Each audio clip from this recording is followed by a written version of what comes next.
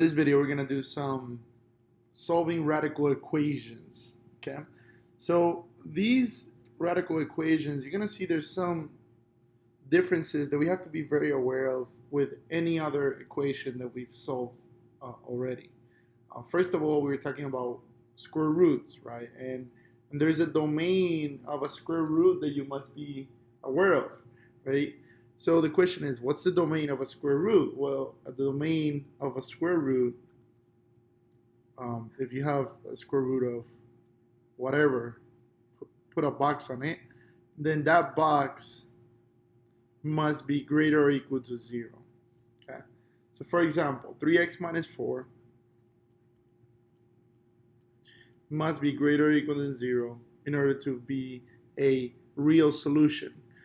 Now that means, what does that mean? Well, that means that 3x is greater or equal than 4.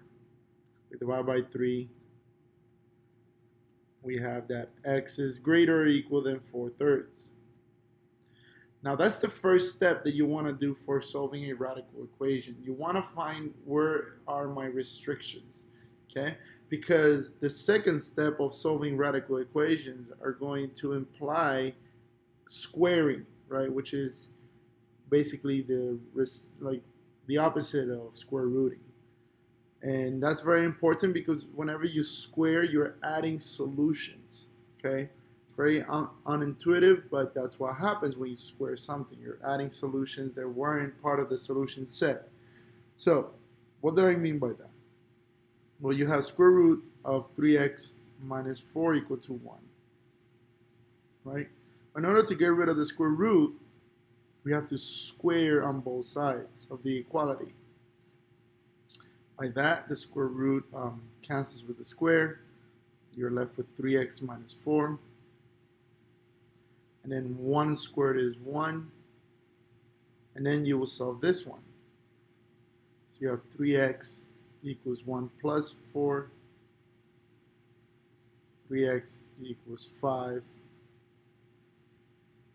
And then we have that we divide by 3 on both sides.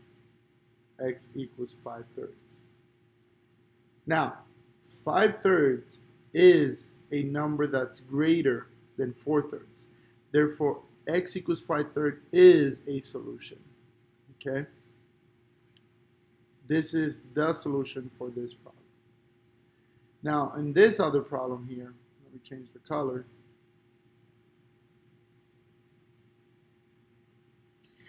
Notice now that we have a cube root. And a cube root does not have any restrictions on the real numbers. Cube roots can be negative, so we will not do this first step. We will go straight to the second step.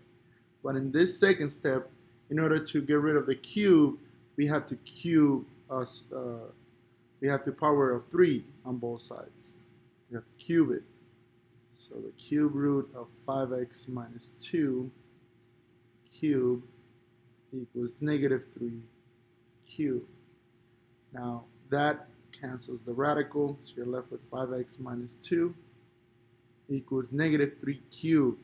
Negative 3 cubed is negative 3 times negative 3 times negative 3, which is negative 27. Then we add the 2, so negative 27 plus 2. 5x equals negative 25.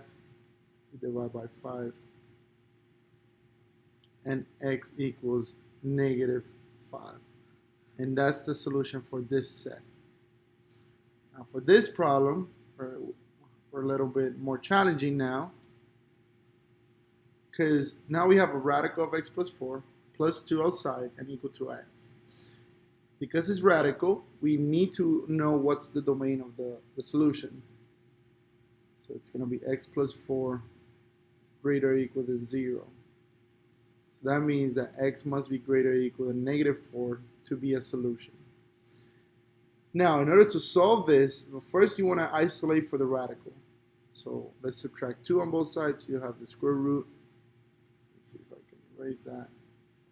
I don't like that line. Okay. So square root of x plus 4. We subtract 2 on both sides. You're left with x minus 2. From here, we do the same step as before. We square on both sides. You got x minus 2 squared. Now, on the left side, your radicals disappeared. You're left with x plus 4. On your right side, you have x minus 2 squared, which is, you need to FOIL, right? So we split it into 2, and then we FOIL. So x times x is x squared. X times negative 2 is negative 2x.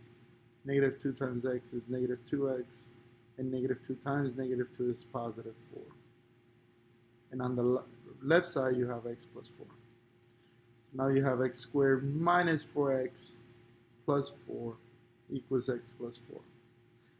Now, from here, you need to solve for 0. Right? You equal it to 0. You have 0 equals. It doesn't matter the side. I will always try to keep x squared positive. That's a good strategy.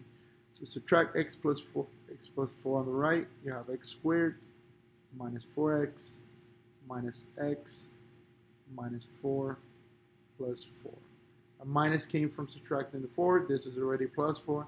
The minus x comes from subtracting the x. So you're left with x squared minus 5x minus 4 plus 4 is 0. Okay? So therefore, we have two solutions. If we factor x, okay, you're left with x times x minus 5 equal to 0. We split it into 2. We have x equals 0, or x minus 5 equals 0, which implies that x equals 5. Now, we started with the domain, right? What was the domain? The domain was that x must be greater or equal to negative 4. Therefore, is x equals 0 greater or equal than negative 4? Yes. So 0 is the solution. Is x equal to 5 greater or equal to negative 4? Yes. So 0 and 5 are your solution. Sometimes you will see it as a solution set. So solution. I was going to start writing in Spanish, but that's not correct. Sorry about that. Solution set is going to be 0, comma, 5. And that'll be your answer.